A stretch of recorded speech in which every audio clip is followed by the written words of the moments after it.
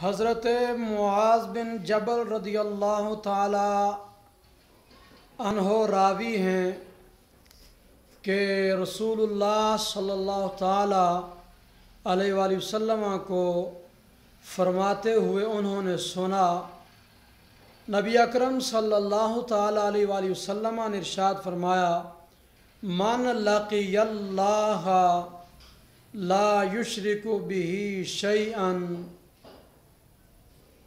ویصلی الخمس ویصوم رمضان غفر لہ۔ رسول اللہ صلی اللہ علیہ وسلم نے فرمایا، جو اللہ تعالیٰ سے ملاقات کرے اس حال میں کہ وہ کسی کو اللہ کے ساتھ شریک نہ ٹھہراتا ہو اور 5 وقتہ نماز ادا کرتا ہو،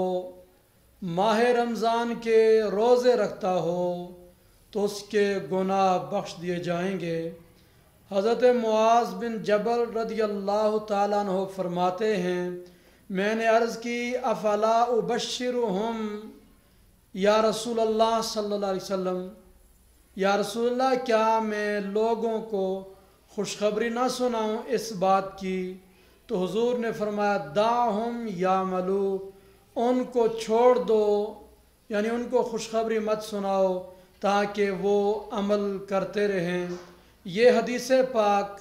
مسند امام احمد بن حنبل کے حوالے سے مشکوٰۃ المصابیح کے اندر موجود ہے۔